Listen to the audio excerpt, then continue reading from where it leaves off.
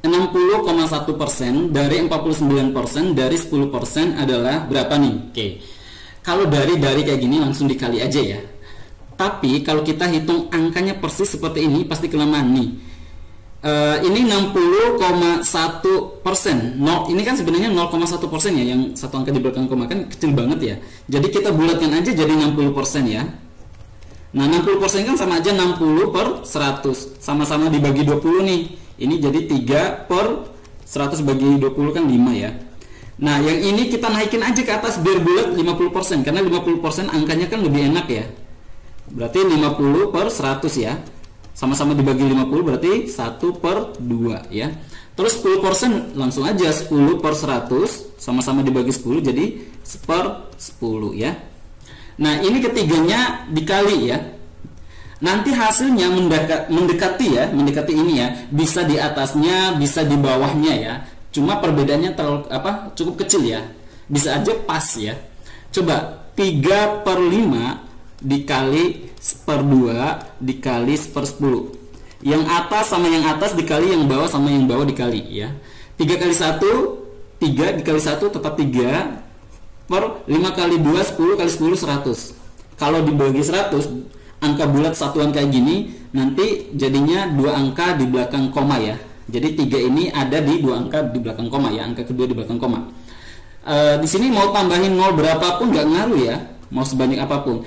Intinya 3 ini ada di 2 angka di belakang koma ya. Posisinya ada di angka kedua di belakang koma. Oke, pilihan yang tepat adalah yang ini ya. Sebenarnya itu hasilnya bisa di atasnya ini dikit, bisa di bawahnya ini dikit. Cuma ini kebetulan aja pas ya. Oke.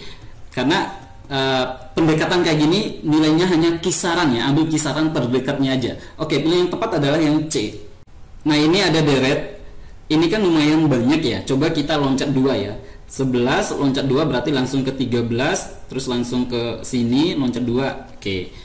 Tapi yang ditanya bukan loncatan yang ini ya. Coba 14 loncat 2-nya kan jadi 15 ya. Terus loncat 2-nya jadi 16 ya. Terus loncat 2-nya di sini ya. Coba lihat. 14 ke 15 itu kan tambah 1 ya. 15 ke 16 tambah 1 berarti di sini harusnya tambah 1 juga ya. Berarti 17. Oke. Terus coba kita lihat 12 loncat 2 berarti langsung 15 ya. 15 loncat 2-nya 18 ya. Ini tambah 3 kan, berarti lanjutannya harusnya tambah 3 juga ya. Ini 21 ya.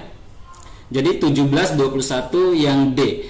Kalau kita lanjut loncatan yang ini, berarti ini ya, dari sini 17 ya. 17 loncat 2 ya lanjutannya. Coba lihat nih untuk latihan aja ya. 11 ke 13 kan ditambah 2. Ini loncat 2 ditambah 2 juga kan. Ini ditambah 2 berarti ini tambah 2 jadi 19 ya. Jadi kalau ditanya lanjutannya 19 ya. Tapi yang ditanya 17 sama 21 ini aja ya. Oke, pilihan yang tepat adalah yang D ya. Oke. Terdapat pakan 24 kg yang dihabiskan 60 ayam sehari. Jika ditambahkan ayam sebanyak 20 ekor, berapa pakan yang harus ditambah dalam sehari? Oke, ini sama-sama dalam sehari ya. Kan gini, 24 kg pakan ini dihabiskan oleh 60 ekor ayam ya. Nah, terus kalau ditambah 20 ekor berarti ada berapa ekor nih? 80 ekor ayam ya. Jadi 80 ekor ayam. Yang dibutuhkan tambahannya itu berapa ya? Tapi kita hitung aja X ya. Ini bukan tambahan, yang ditanyakan tambahan dari 24 kg ke X itu berapa penambahannya. Kalau kayak gini, ini langsung aja dibagi ya. Nanti saya jelaskan ada yang dibagi, ada yang dikali setelah ini ya. Ini intinya ini dibagi aja ya. Oke. 60 sama 80 sama-sama dibagi 20 jadi dibagi 20 jadi 3 per 4 ya. 3 per 4 sama dengan 24 per X ya. Ini sama dengan, ini 3 sama 24 sama-sama dibagi 3, ini 1, ini 8 ya. Dikali silang aja nih. X kali 1 X sama dengan 4 kali 8 32. Nah, penambahannya yang ditanyakan penambahannya ya, dari 24 ke 32 penambahannya berapa? 8 ya. Oke, jadi jawabannya adalah yang C. Oke, saya sedikit bahas, kan pas ngerjain soal tuh ada yang dikali, ada yang dibagi. Misalkan gini, ada dua variabel A1, B1 pada kondisi 1, A2 B2 pada kondisi 2 ya. Ini dua variabel yang berbeda, ini kondisi 1, ini kondisi 2. Ada juga A1 B1 pada kondisi 1, A2 B2 pada kondisi 2 ya. Ada yang dikali, ini dikali hasil perkalian yang atas ini sama dengan perkalian yang bawah. Ada juga yang dibagi gini sama dengan. Nah, kapan dikali, kapan dibagi? Kalau ini contohnya nih, gini saya kasih contohnya aja nih. Kalau jumlah orang sama jumlah harinya, ya. Kalau jumlah orangnya banyak, jumlah harinya pasti sedikit dong waktu pengerjaannya. Nah, kalau berlawanan kayak gitu, semakin banyak orang, jumlah waktu hari pengerjaannya makin sedikit, maka dikali disama dengankan ya. Kalau yang ini contohnya gini nih. Jumlah ayam kayak yang tadi, ini soal tadi, makin banyak maka jumlah pakannya pasti makin banyak. Ini dibagi aja nih, dibagi kayak gini ya. Oke. Nah, seperti itu ya. Hanya tambahan aja ya konsepnya. Hewan titik-titik sama dengan makanan titik-titik. Coba kita isi nih air piring ke sini ya. Makanan. Hewan butuh air, makanan dihidangkan di piring, nggak sinkron ya. Oke. Hewan waktu makan, makanan sarapan, nggak sinkron ya. Hewan sapi, salah satu jenis hewan itu sapi, salah satu jenis makanan itu martabak. Benar ya? Coba. Tapi cek juga yang D ya. Kita cek yang D-nya. Hewan bisa lapar, makanan bikin kenyang, nggak sinkron. Hewan bisa kenyang, makanan bisa lapar, enggak ya. Oke, berarti pilihan yang tepat harusnya yang C ya. Oke, ini jenis ya. Salah satu jenis hewan adalah sapi, salah satu jenis makanan itu martabak. Karena martabak ini jenis makanan, sapi itu jenis hewan. Oke, yang C ya. Langsung baca pertanyaannya biar kita tahu arah pertanyaannya kemana. Urutan dari yang memiliki nilai tertinggi adalah, berarti kalau diurutkan dari tertinggi dulu baru yang lebih rendah ya. Jadi dari yang paling tinggi sampai yang paling rendah. Intinya yang lebih tinggi ada di sebelah kiri, yang kanan ini lebih rendah ya. Oke, coba kita lihat. Ali lebih tinggi dari Bayu, berarti Ali sebelah kirinya Bayu, Bayu sebelah kanannya Ali ya. Tetapi berarti lanjutan dari kalimat ini ya. Tetapi lebih rendah dari Niar ya. Berarti Niar sebelah kirinya Ali ya. Oke, terus nilai Niar lebih baik dari Fahri. Nah, kita nggak tahu Fahri ada di sebelah sini atau sebelah sini. Kalau lebih baik kan nggak harus berurutan ya. Misalnya gini, Niar lebih baik dari Fahri. Bukan berarti berurutan langsung sama Fahri sebelah sini ya. Kita belum tahu ya. Terus lebih rendah dari Sisi ya, maksudnya Niar ini karena lanjutan kalimat ini. Berarti sisinya sebelah kirinya Niar ya. Terus di sini dikatakan Fahri lebih tinggi dari Ali. Kalau lebih tinggi dari Ali di sini ya, bisa nggak di sini? Nggak bisa karena Niar lebih baik dari Fahri nih, lebih baik dari Fahri. Berarti Fahri pasti di sini ya. Oke, berarti urutannya Sisi, Niar, Fahri, Ali, Bayu ya, Bayu. Oke. Ini urutannya. Coba Sisi Niar benar, Fahri, Sisi Niar, Fahri, Ali, Bayu, harusnya yang D. Oke, pilihan yang tepat adalah yang D. Semua pelaut adalah perenang, sebagian perenang bukan penyelam. Coba kita lihat premis pertama. Premis pertama ini dikatakan bahwa semua pelaut adalah perenang. Nah, ini nih pelaut yang semuanya adalah perenang ya. Oke, ini perenang.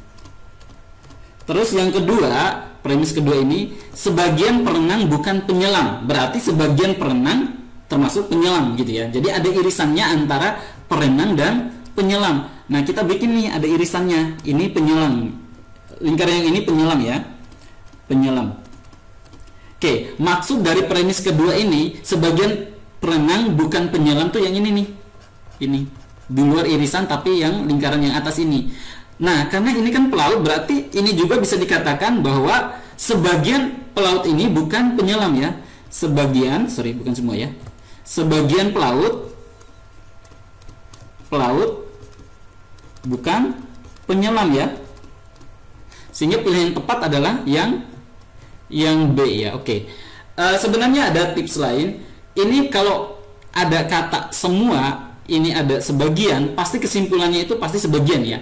Tinggal coret aja nih, ini kan perenang nih, ini perenang, coret aja nih semua. Jadi sebagian pelaut bukan penyelam, langsung aja ya. Oke, pilihan yang tepat adalah yang B. Bentuk yang paling sesuai dengan analogi berikut adalah, oke, gambar ini jadi ini, maka gambar ini akan jadi apa? Coba perhatikan, ini segitiga besar putih yang luar ini masuk ke dalam mengecil, terus segi 4 dalamnya keluar membesar. Berarti ini segitiga ini yang di dalam ini kecil ini harusnya keluar membesar ya. Berarti antara E dan B ya. Terus harusnya lingkarannya ini hitam masuk ke dalam mengecil. Berarti yang B ya, ini ya. Yang ini nih harusnya ya. Oke, pilih yang tepat adalah yang B. Oke. Lahirnya nasionalisme kaum terpelajar dalam membangun pendidikan skala nasional pada masa pergerakan kemerdekaan didasarkan pada jadi pada masa pergerakan kemerdekaan, terutama pada masa kebangkitan nasional, itu ada organisasi pertama namanya Budi Utomo ya. Ini organisasi pertama masa kebangkitan nasional ya. Ini berdiri pada tanggal 20 Mei 1908. Makanya setiap tanggal 20 Mei itu diperingati sebagai Hari Kebangkitan Nasional ya. Nah, organisasi ini lebih diarahkan pada sosial budaya, terutama pendidikan ya. Sosial budaya pendidikan. Kenapa? Karena terjadi permasalahan yang besar untuk pendidikan waktu itu ya. Pendidikan di Indonesia itu diawasi dan dikelola oleh Belanda ya, pemerintah kolonial Belanda ya, diawasi oleh Belanda. Nah, permasalahannya yang akan terjadi karena diawasi oleh Belanda adalah pertama, aksesnya sangat terbatas ya. Yang kedua, corak dan desain pendidikannya kurang cocok dengan bangsa Indonesia. Jadi nggak cocok dengan bangsa Indonesia. Tentu mereka mendesain pendidikannya hanya untuk kepentingan mereka, misalnya kecakapan dalam beradministrasi, sehingga kalaupun ada pribumi yang lulus dari pendidikan yang mereka sediakan itu bisa dipekerjakan di kantor pemerintahan kolonial Belanda gitu ya. Atau nggak ada penanaman pentingnya nilai persatuan dan pentingnya cara berpikir untuk menciptakan kehidupan bangsa yang lebih baik ya. Jadi makanya waktu masa pergerakan kemerdekaan itu kaum terpelajar itu berusaha membangun pendidikan ya. Oke, coba kita lihat masalahnya apa. Lulusan pendidikan tidak dapat diprediksi, bukan masalahnya ya. Masyarakat pribumi belum tertarik terhadap pendidikan. Sebenarnya semua nggak tertarik ya. Sebenarnya ada yang tertarik, cuma terbatas ya. Kolonial Belanda membatasi kesempatan pribumi untuk terpelajar aja. Nah, sebenarnya ini masuk ya. Pendidikan kolonial tidak bergantung pada masyarakat pribumi, enggak ya. Corak pendidikan nasional berlatar belakang barat. Nah, ini nih. Enggak cocok dengan bangsa Indonesia dan terbatas, aksesnya terbatas. Berarti ini tepat ya, yang E ya. Kalau ini kolonial Belanda membatasi kesempatan pribumi untuk belajar kali ya. Tapi ini kan enggak kompleks ya.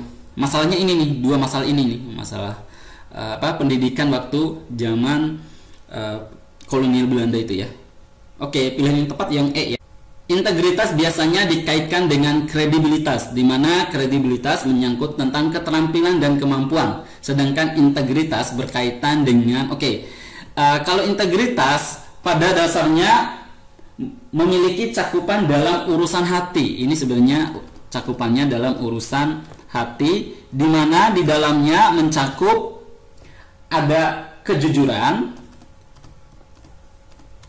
terus ada komitmen, ada mutu dan kualitas, terus ada sifat dan karakter ya. Tentu karakter yang baik ya, karakter yang positif. Oke, jadi integritas itu berkaitan dengan hati. Oke, pilih yang tepat adalah yang B ya. Oke. Kalimat dalam pembukaan Undang-Undang Dasar 1945 bahwa melindungi segenap bangsa Indonesia dan seluruh tumpah darah Indonesia merupakan fungsi negara dalam perwujudan tujuan NKRI yang berkaitan dengan ini kan alinea keempat ya. Alinea keempat, salah satu isinya itu adalah mengatur tentang usaha bela negara ya. Usaha bela negara. Nah, kalimat melindungi segenap bangsa Indonesia dan seluruh tumpah darah Indonesia ini merupakan perwujudan fungsi negara dalam mewujudkan tujuan negara yang berkaitan dengan pertahanan. Ini merupakan perwujudan fungsi negara dalam mewujudkan tujuan negara dalam hal pertahanan ya. Pertahanan itu bagian dari usaha bela negara ya. Oke, jadi pilihan yang tepat adalah yang A ya. Oke, yang A. Keberadaan sistem pemerintahan parlementer pernah diberlakukan di Indonesia. Namun, keberlangsungan sistem tersebut memiliki kelemahan utama yaitu kita bahas dulu apa itu sistem pemerintahan parlementer, terus ada juga sistem pemerintahan presidensil. Kalau parlementer di sini bahwa eksekutif itu bertanggung jawab kepada parlemen ya. Atau dengan kata lainnya, parlemen ini masih memiliki kekuasaan yang besar dalam pemerintahan ya. Dalam pemerintahan. Nah, dalam sistem parlementer ini biasanya presiden itu hanya sebagai simbol dan kepala negara aja. Sedangkan pemerintahan itu dijalankan oleh menteri atau sekelompok menteri dan biasanya kebanyakan negara oleh perdana menteri ya yang mengepalainya. Kalau presidensil ini bahwa eksekutif itu berkuasa penuh dalam menjalankan pemerintahan ya, berkuasa penuh dalam pemerintahan. Parlemen itu hanya sebagai pengawasan aja ya dalam pemerintahan. Atau eksekutif berada di luar kekuasaan parlemen ya. Kalau kita kan parlemen nyebutnya DPR ya. Nah, seperti itu ya. Nah, parlementer ini, sistem pemerintahan parlementer ini pernah berlangsung di Indonesia. Namun kelemahannya adalah tidak berhubungan dengan rakyat ya. Dengan rakyat. Oke. Yang seharusnya itu harusnya berasal dari oleh dan untuk rakyat ya, sesuai dengan sistem demokrasi yang kita inginkan. Oke, jadi pilihan yang tepat adalah yang E ya, kekuasaan pemerintahan tidak memiliki hubungan dengan rakyat.